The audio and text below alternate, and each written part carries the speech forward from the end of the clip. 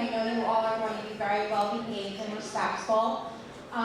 Today we have Bill Streeter here, who is a personal friend of mine, and he's going to share with you the story of his children, Billy and Ashley.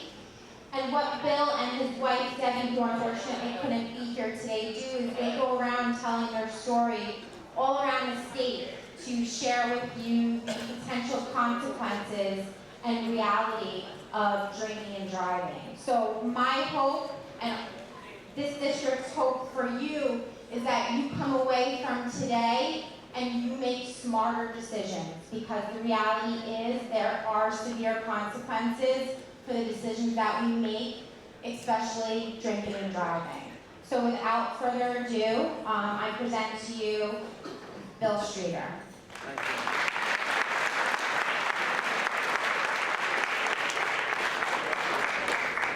Good morning.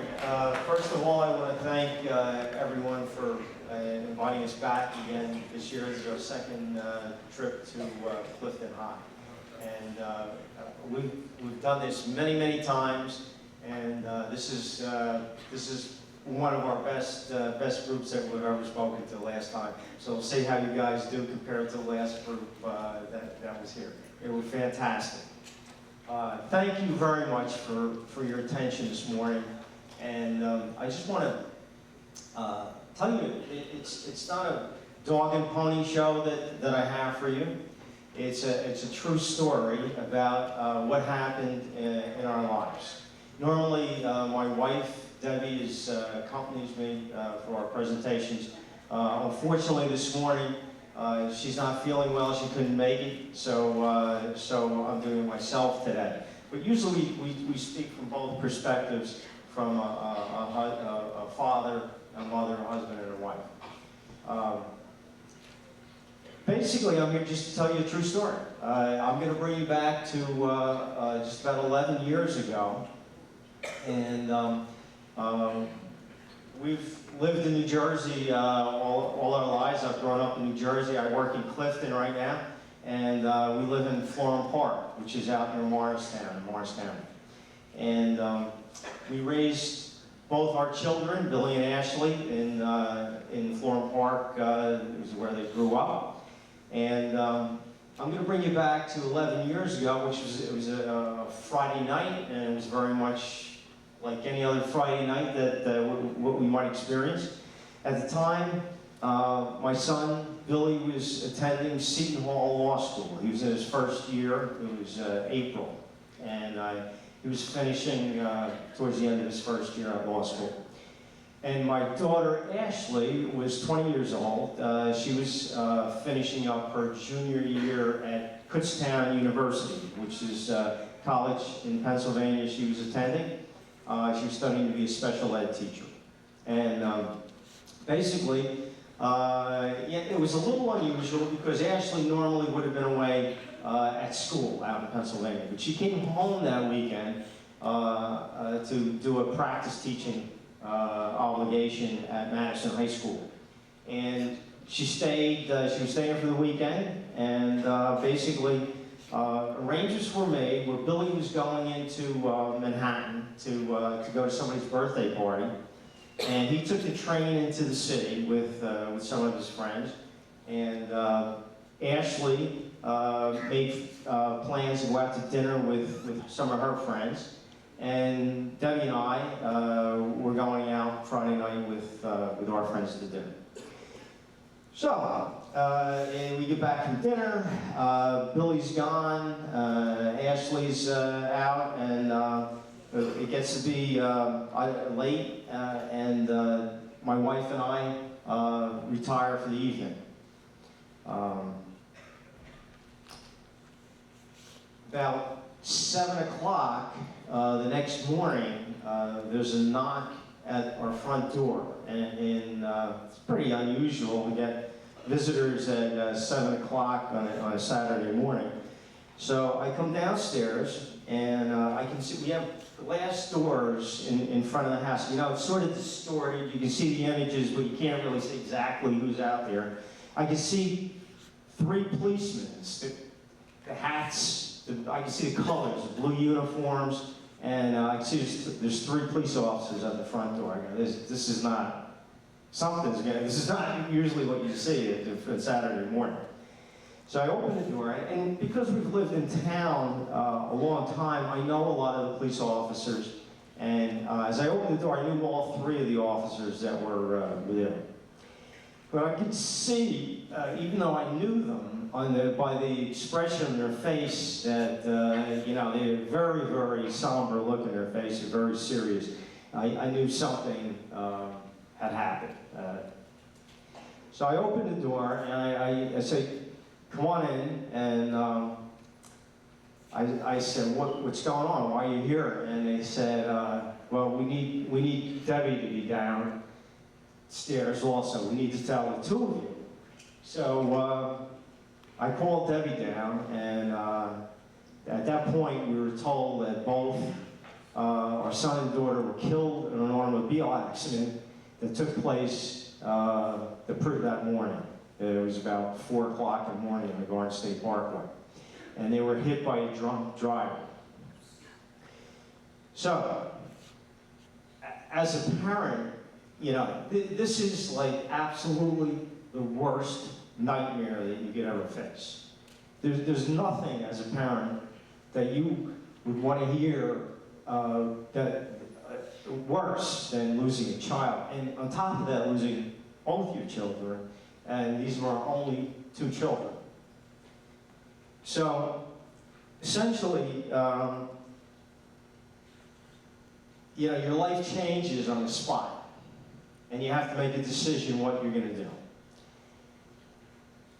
Let me just back up a little bit and tell you what happened and how the accident happened, and then I'll fast forward again. Billy, I mentioned, was in the city at a party. So he got a call. He was going to sleep over at somebody's apartment, and they couldn't get into the apartment.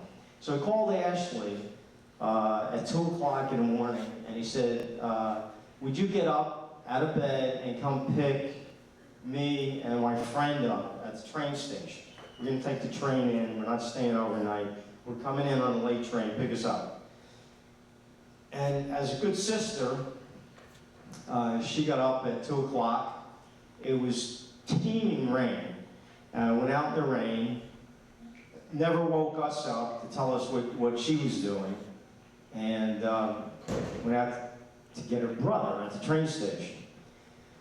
What happened was she picked Billy and his friend up, and they were coming back up the Parkway at exit 138.5. They were on the northbound lane.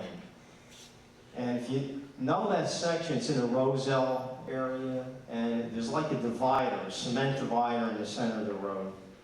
Ashley was driving the left lane, in the fast lane. Most of the traffic was doing about 40 miles an hour because you couldn't see. It was raining so hard. She was coming up the Parkway. We don't really know what happened, how she lost control, whether she was tapped or hydroplaned or what happened. She lost control. The nose of the car hit the cement divider, spun around, and it came to rest against the divider in the fast lane, perpendicular to traffic, to that lane. They were, from what we can tell, the report said that they were okay. All 3 people in the car were okay.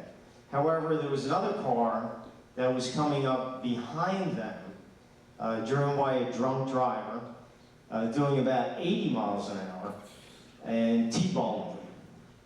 That was it. Billy and Ashley died instantly on the spot.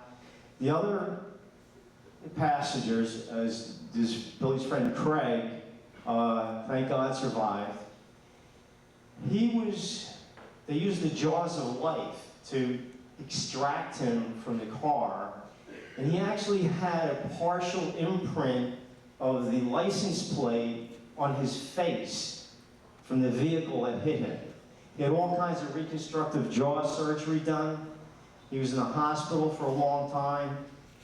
Thank God he's okay. He just got married a couple of years ago. He has kids. He's okay now. So, you're probably asking yourself, why am I here? Why am I telling you this story today?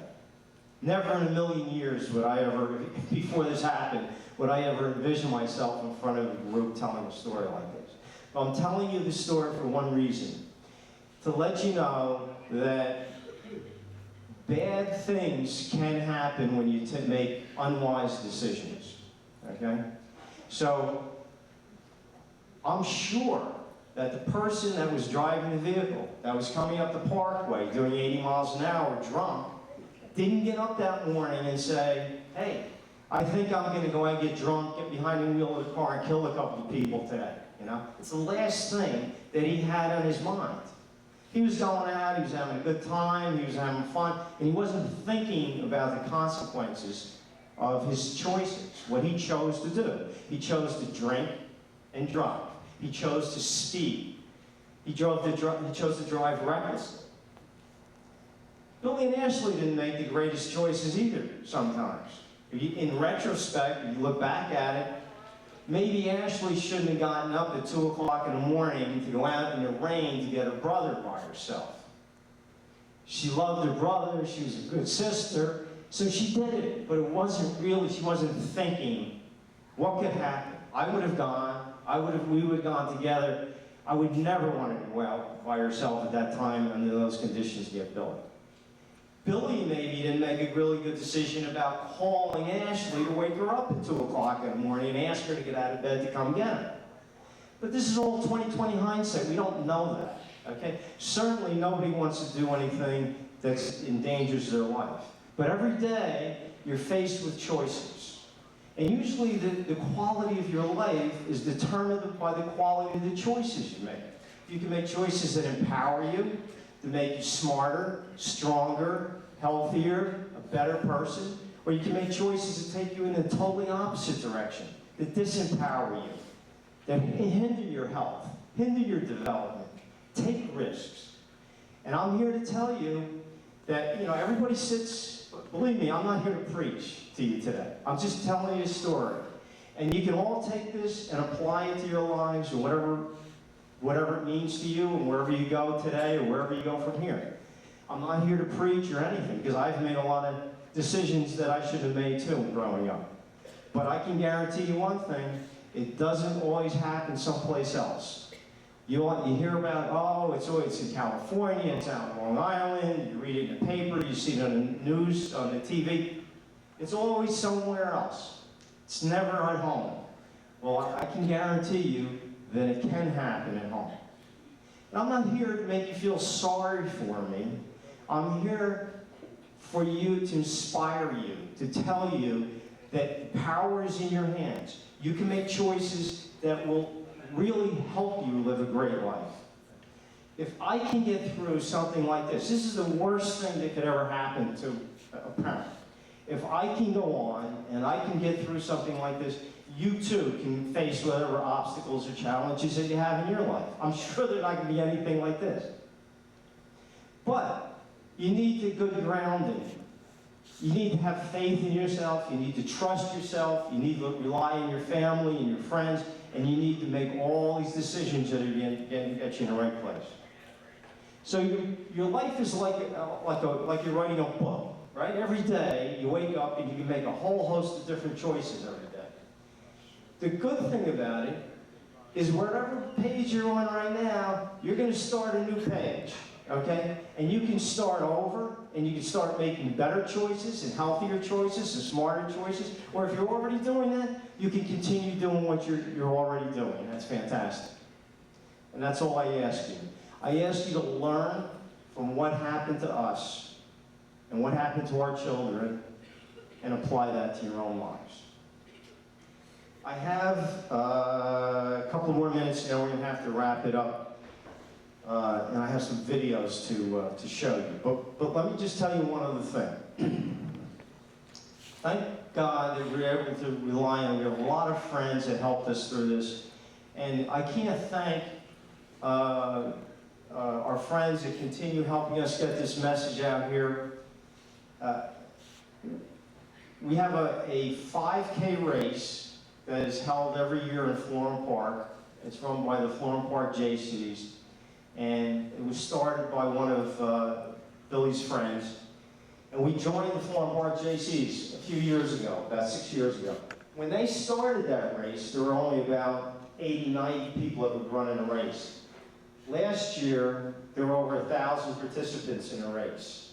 And we expect an even bigger crowd this year. It's going to be run at the beginning of June 7th. So if you want to come out, you want to have some fun, or you want to participate in the race, or even just hang out, you're welcome to see that. You can check it on the Florham Park JC's website. But what we do, here's what I'm telling you. We raise money for scholarships. We give out 6 scholarships every year to all the schools that Billy and Ashley attended. They both went to Hanover Park. So you have a girl and a boy scholarship at Hanover Park. Billy went to Seton Hall Law, one there, University of Rhode Island, where he did his undergraduate work, Kutztown, where Ashley went, and my wife worked at Immaculate Conception Cemetery at Seton Hall University.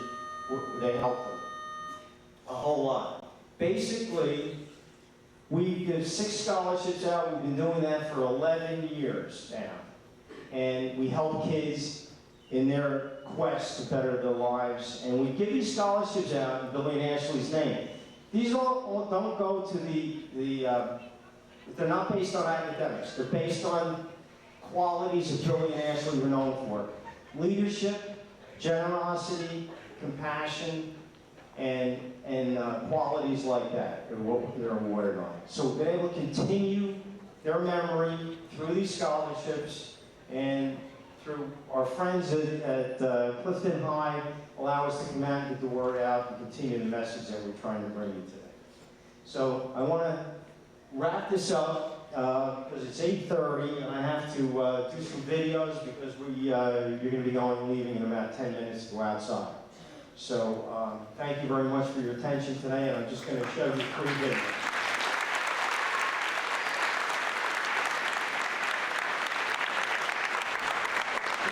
These videos, by the way, were put together by Billy and Ashley's friends.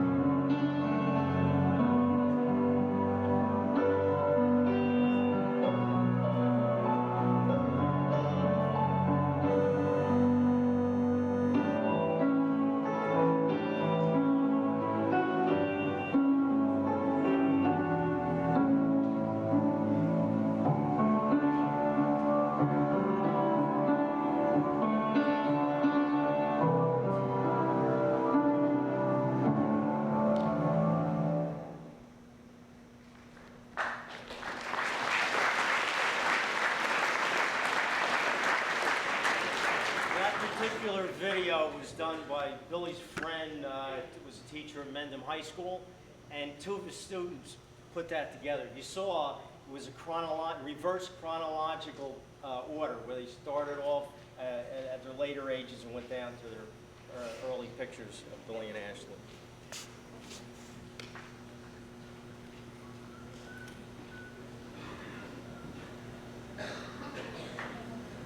This last video is put together by Caitlin Dwyer. Caitlin was Ashley's best friend. They grew up together in our street. They lived together. They went to college together. They're best friends. And so this means a lot also, all three. This is for my best friend Ashley, who I grew up with since I was in preschool. And at the innocent age of 7, she decided what we would be together when we grew up. Ashley made the choice for us both to become teachers. Of course, our lifelong dream was decided together because she was my back and I was her bow.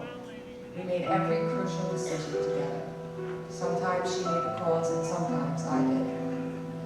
Years later, we stuck to our pact and decided to attend the same college. It was my turn to make a choice for the both of us.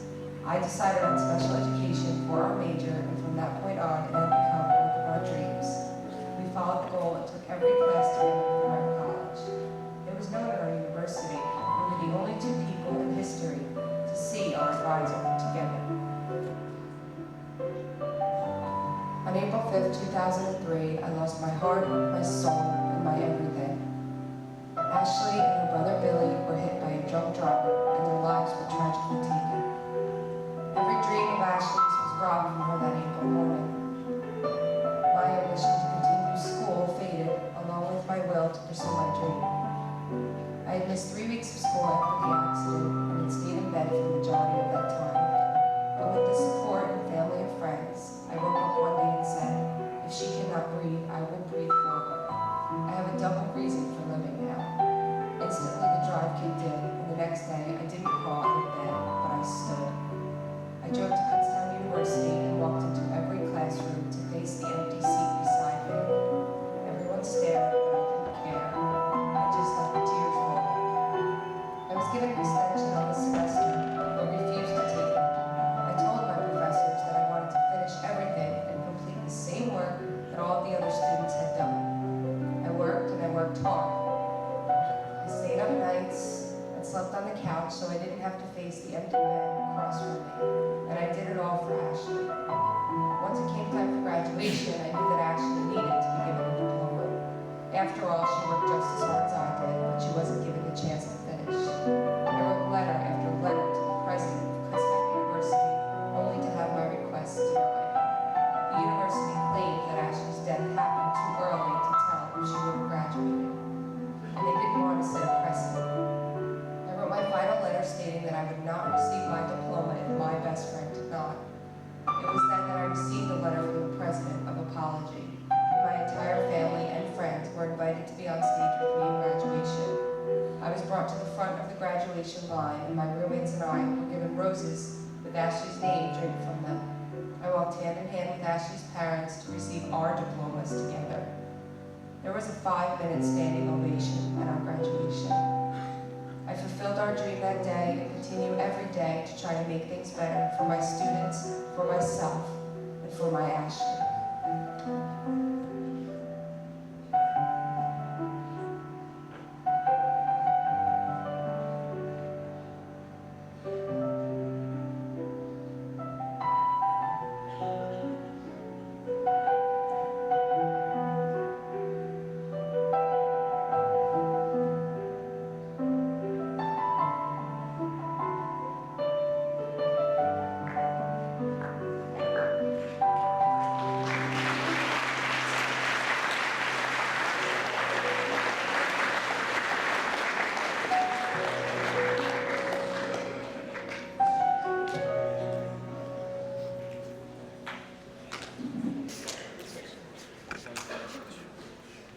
Well, that wraps it up this morning. So I just want to again say thank you for your attention, and hopefully you come out a little bit different than you came into the auditorium this morning. And I just want to wish each and every one of you good luck in everything you do going forward. Thanks again.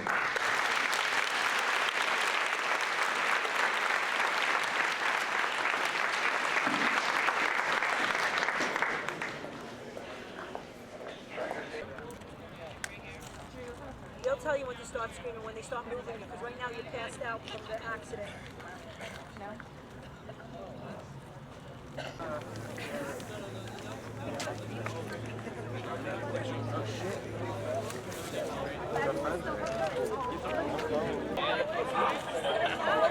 Engine 6, truck 2 and EMS 1 respond. 333 Colfax Avenue, the high school, an MBA with injuries, possible entrapment.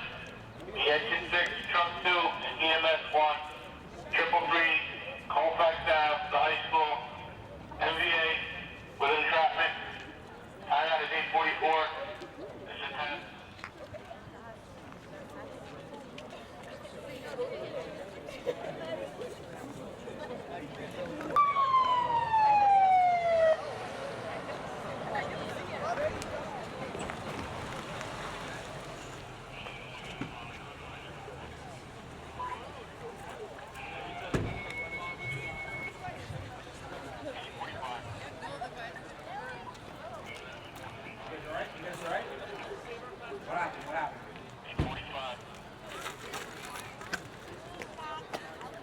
Hello, is he alright? Is he alright?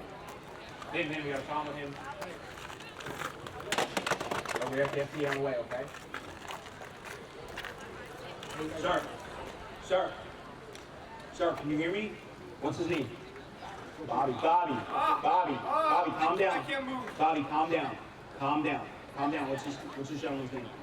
Malik, can you hear me, Malik, can you hear me? Malik's unconscious. Let dispatch know we have an unconscious party in the car. Let the FD know, please. I can't move. Stay still. I need you to stay still. I need you not move. Man, are you okay? Are you okay? Sure. Right, man, what about you? All right? Okay, what I need you to do, you cannot move. Stay still. Okay? All right, I got severe injuries here. Second rig, one party unconscious, one party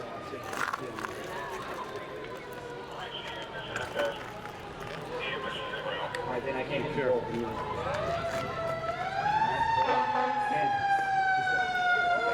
are you okay? Did you have a sheep up? No? Did anything hurt? Nothing hurt? Man, wait. What's going on? You can't move what? Just your legs? Vinny. 3-7.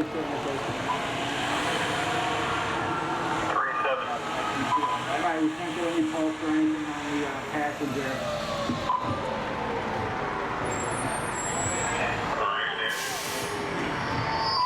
Taxi's arriving.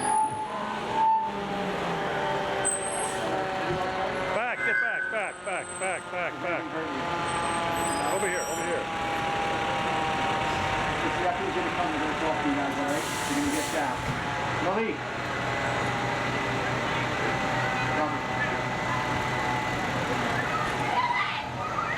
Hey. Just. That's okay. Come on.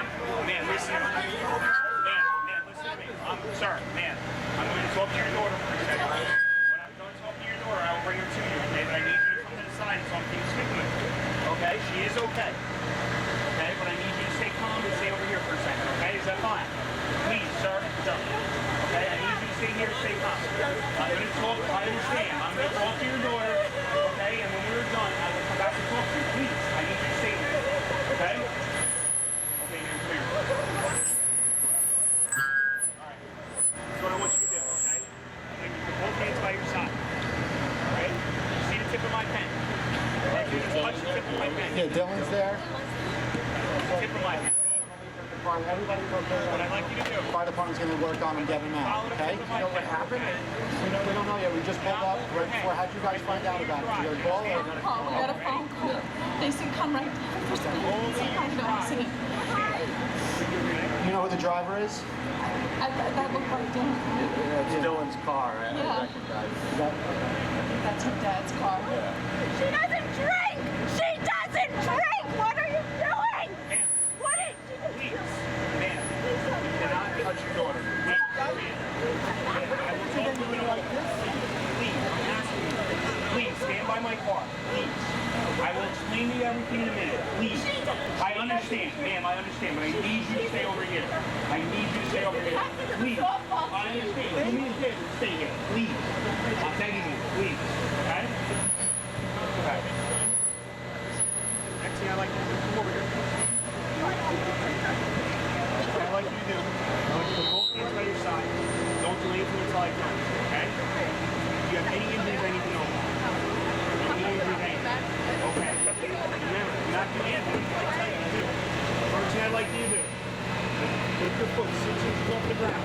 Not until I tell you, okay? I'd like you to put your foot 6 inches above the ground, so your toe. Count 1,001, 1,002, 1,003, until 1,030. Okay, until I tell you to stop. Okay? Ready? Go.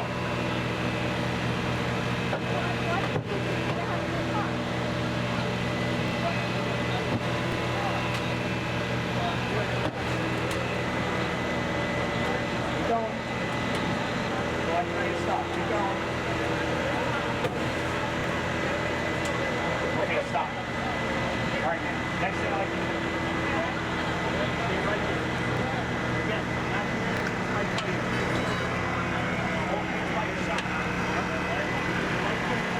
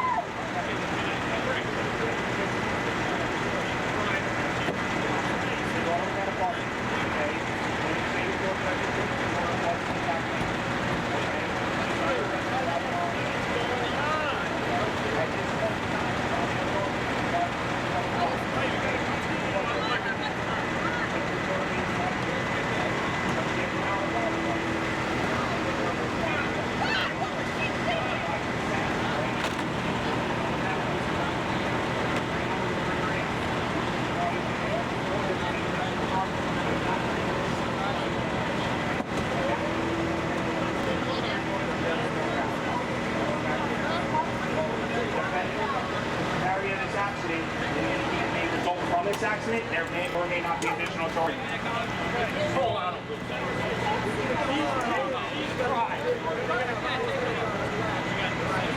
have to come to headquarters together. You cannot take her right now. She's in custody. Won't not there. So you're going to have to come to headquarters. Okay, I understand. I understand this is traumatic, and I understand it this is hard. But these are the way the law has to work for the safety of myself and your daughter. Okay, and yourself also. Okay, well, okay, well, sir, she admitted to the fact that she went to this party and she was drinking. Okay? That I don't know. That'll be under arrest. I can't put the vehicle and I cannot permit you to go for it. Okay? All right, let's get this in here. Hey. Okay? There's nothing you can say to her right now. Once you get her headquarters, you get her boxing, then I'll allow you to get my way back.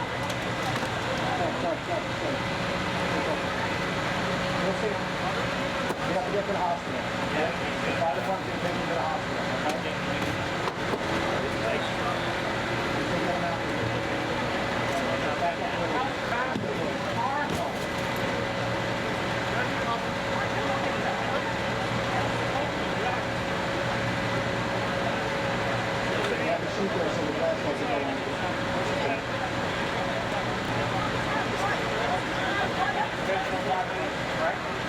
Yeah, there's no driver's license. Well, she has more than the allowed amount of time with people in that car. Okay? Let's get out of the door. So I move to the vehicle. At this time, I need you to stay here. Alright? No, at this point in time, ma'am, please stay over here. I need you to stay over here. Please.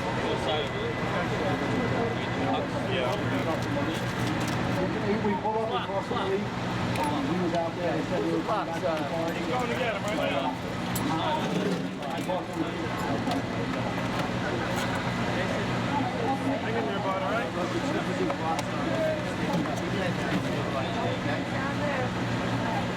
Strap in your hand. He'll be okay. So they're taking out one at a time. It was easier to get him back out. They're going to take him out now. Do you know where they went? Do you know where they went tonight? Do you know whose house they went to or anything like that? You don't know any of that? Okay. You just said she was going to her car? It's just supposed to be her and him going out. There wasn't supposed to be anything else. Three straps on there? Okay, this is her car. Your car. Okay. Alright, well, I'm going to let you know right now, the car's in pretty bad shape, okay? What we're going to do is we're going to seize your car.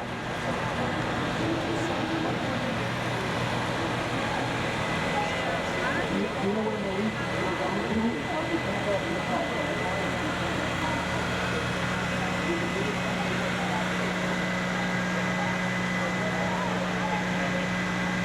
When did this happen? Huh?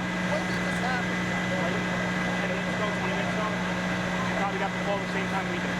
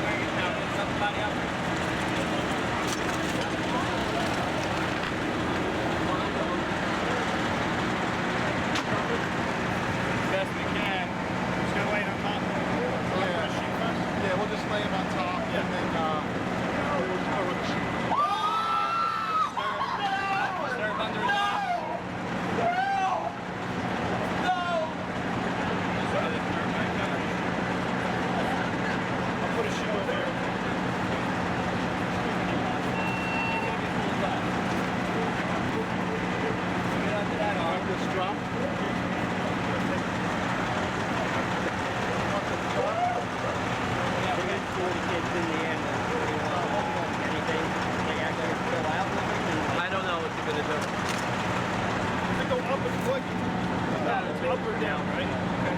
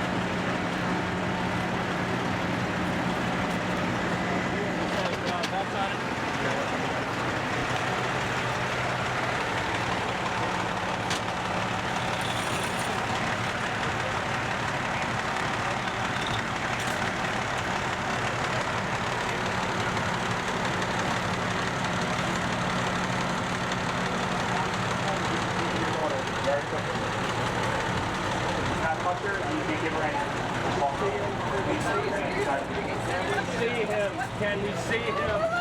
Can we see him? Can we see him?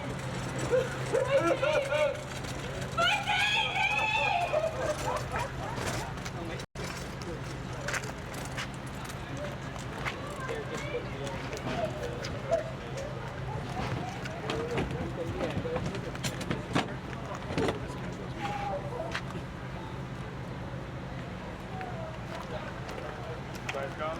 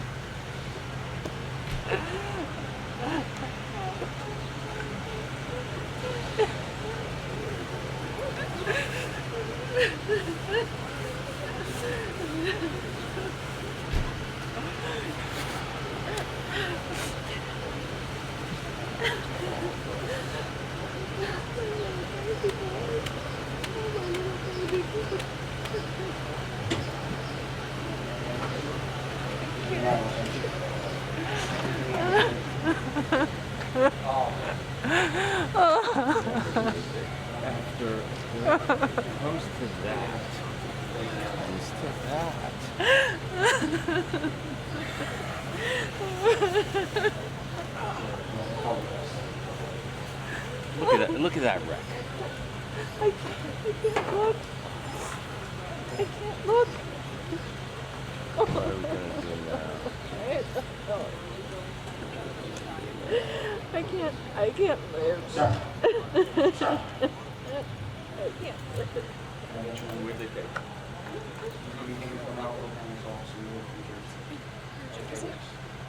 They're the regional medical facility for that you may belong to. And I'll get you the address and everything. And that's where you're something like It's under investigation. Okay? You do have the party that was driving it. She was drinking. She was drinking. How high was her alcohol? Yeah, we don't know yet. We still have to bring her in. Does it matter? Does it matter? He's dead! He's dead! Does it matter? I know. Okay? This is under investigation by Clifton Police Traffic Division. Okay? Any charges that are stemming from this, we will be in contact with you. Okay? All right? Okay. Is there anything else I can do for you at this point? No, thank you. Thank you so much. Okay. I will be in contact with you. I have your information. Okay? It was your kid. Your kid was driving. John, don't, John, don't. Please, I She doesn't drink. Sure, she does drink. She's never drunk. Come on, sir. John. I understand you're upset, but this is not the right place. It doesn't matter anymore. Okay? All right? Okay. Sorry.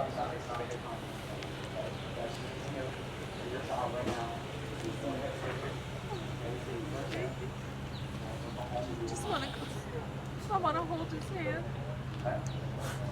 That's fine.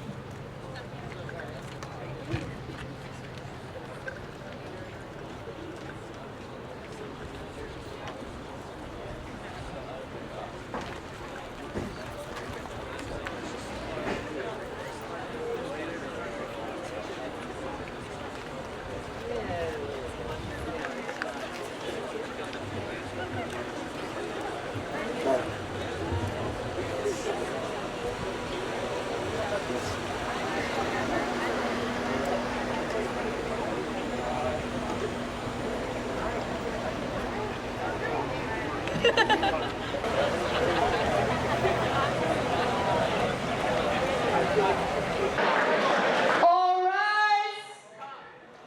All rise.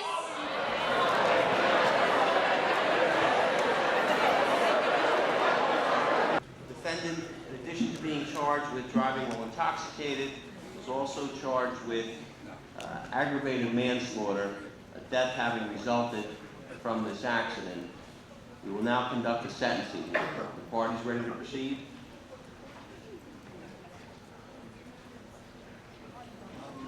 Waiting in this case, let's see if we can get the litigants in this case down.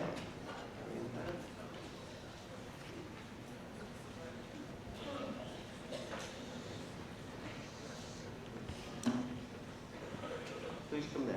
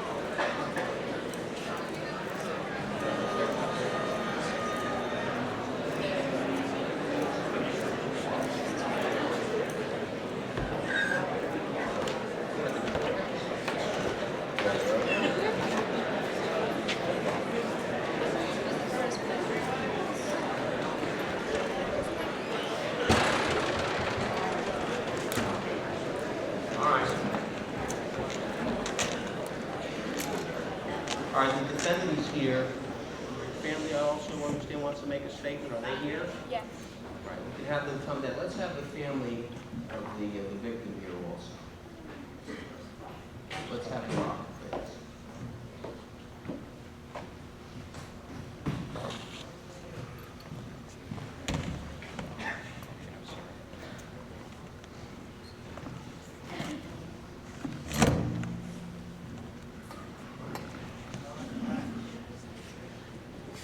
We also have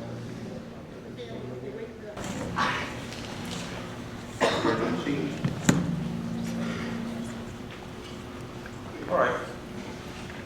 I have to determine the sentence in this matter. Let me first hear from the defendants. You were convicted of DWI and aggravated manslaughter. Anything you want to say as to your sentence? No, I'm sorry for everything. You have nothing to say? How old are you? 17? You're 17? You're going to be going to school? Yes. Where are you planning on going to school? University of Harvard. University of Harvard, you were accepted there? Mm-hmm. Yes? Karen, have anything to say? Your Honor, I believe Dylan is very sorry for what she has done. And it's not going to change the past. And she understands that. And I'm just asking, can you please keep in mind her age when sentencing her, that she had a beautiful life ahead of her, which I know Malik's mom doesn't have that for him.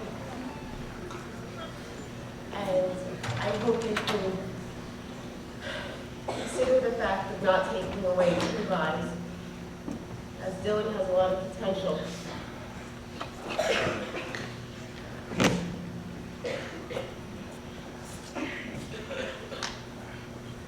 Sir, I've heard from your wife and your daughter. Anything else you'd like to add? Yes, Your Honor. Can you hear me? Yes. That's right. You can sit.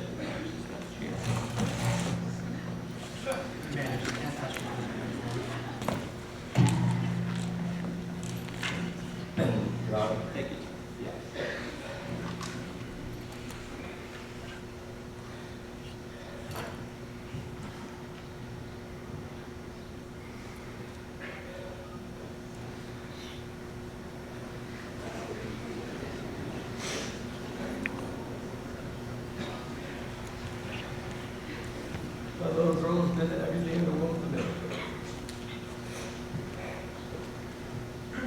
just an average student.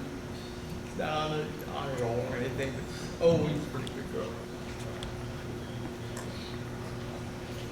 And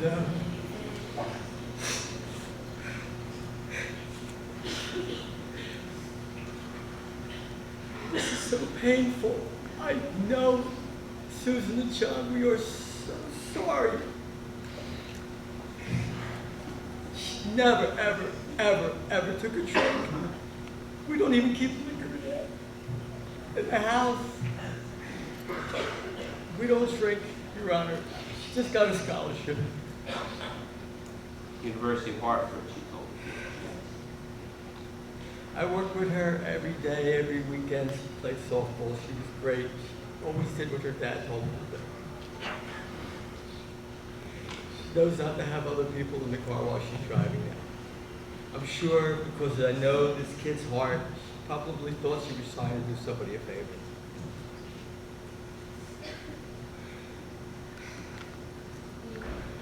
But I ask you, please,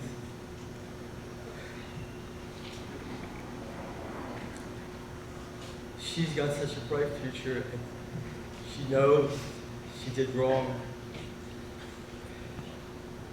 I can't tell you how hurt we feel about the other children that were in the car. And I know you have to do your job, and she knows it too. She's ready to accept the responsibility for her actions. She's always been that type of kid. And I've always been extremely proud of her. And this is just one time her decision-making process led her in the wrong direction. I mean, nobody intended, I'm sure, to kill anybody or hurt anybody. Her career is going to be ruined for life. This is a felony now. That's correct. So her chances of survival will be very slim in this respect. Will she be able to work? I would imagine so, yes.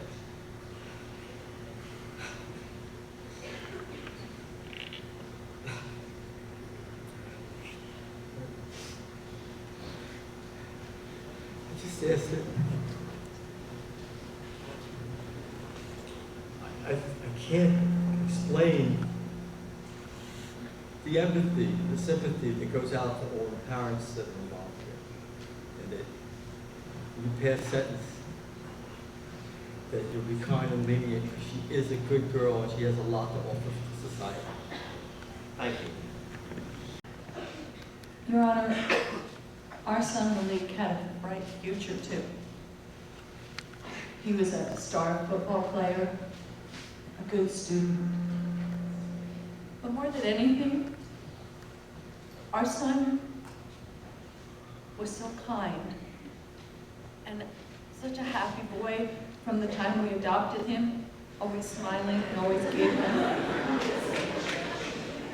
He just laughed and smiled about everything. He never gave us an ounce of trouble.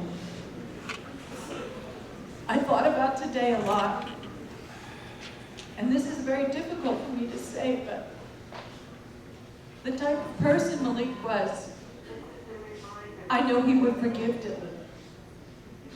And so I'm trying very hard myself, in honor of him, to forgive Dylan.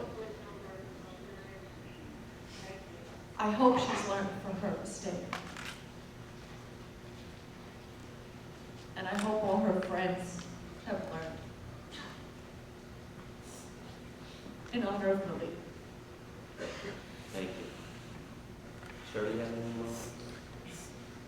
You know, when you start out raising a kid, you just kind of think it's going to go on for them to do what they were supposed to do.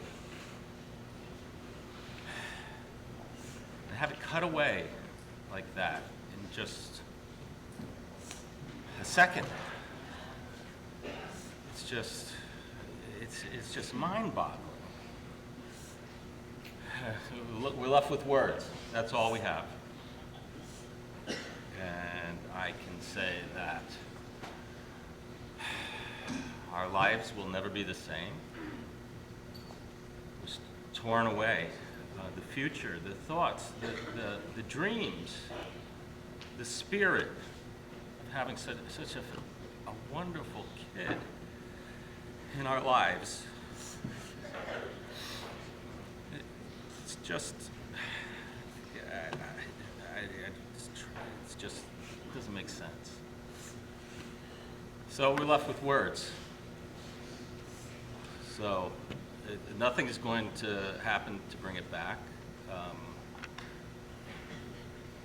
Stupid things happen. And people, they live with what stupid things they've said or has happened throughout their lives. You know, I can think back, you know, throwing the ball around with Malik as a kid, watching him just become so much. And it's just a killer. So, well, now I can talk.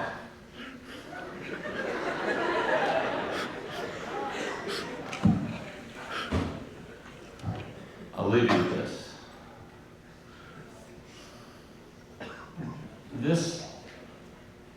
This could have been prevented. If there was just a little bit of thought, a little bit of anticipation of what happens. You know, just thinking.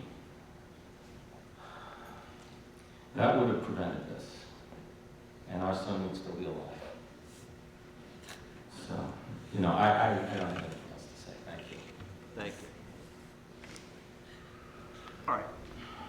In addition to the charge of driving while intoxicated, New Jersey statute annotated 39-450, defendant has also been convicted after trial by jury beyond any reasonable doubt of a charge of aggravated manslaughter in JSA 2C 11-4C, a first-degree offense. Before determining sentence, the court must consider the aggravating and the mitigating factors. Considering the mitigating factors, we have a defendant's young age. We also have the fact that she had no prior record whatsoever. No prior motor vehicle record, no prior criminal record. She had a strong academic background. She had been accepted to college, University of Hartford, and she was planning on attending that school before this tragic event occurred. I also have to consider the aggravating factors. Here we had an innocent young man who was also ready to go to college, was killed. In addition, other individuals here were very seriously injured as a result of this accident, wherein the defendant exhibited reckless conduct. When I consider the aggravating and mitigating factors, the defendant's going to be sentenced to 15 years in prison. She will be ineligible for parole for 85% of that term. That means you're going to serve almost 13 years. You're also going to pay $30,000 in fines. You're going to lose your driver's license for a period of 5 years. In that sentence, the loss of license does not begin until after you're released from jail. So here's what you're looking at. You're going to serve about 13 years. You could be neighbor, you'd be out. So you'd be about 30 or 31 years old. At that time, you'd then be out serving parole, and you would not get your driver's license for another 5 years. So that puts you in a very difficult position. You're also going to have $30,000 in fines to pay, and you're going to have to go out and look for employment. So in addition to having served this jail sentence, there's other very serious consequences. I wish you the best. Thank you.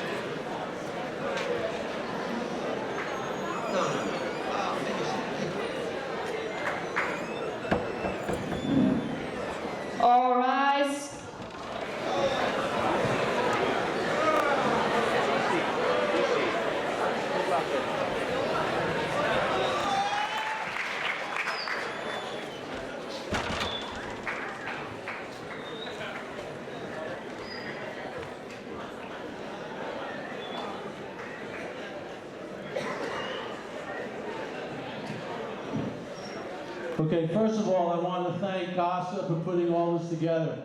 It was an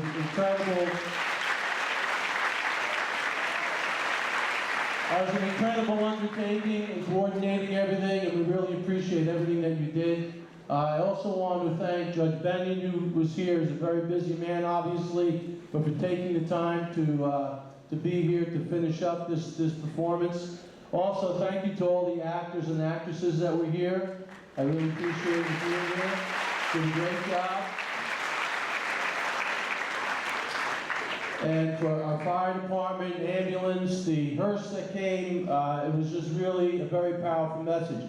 And I really hope that you were listening, okay? Because this situation is all too real. And too many times you pick up the newspaper and you hear about exactly what just happened here.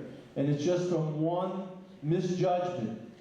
And you don't want to ever get yourself in that situation. We want you guys to be safe. We never want to hear something like this happening to one of our students here at Clifton High School. I know this is an exciting time for you. You have prom coming up, you have graduation. There's a lot of great things. But above all, we want you to be safe. So please be careful when you're making your decisions and do everything you can to be as safe as possible. Thank you very much, and thanks for being a great audience.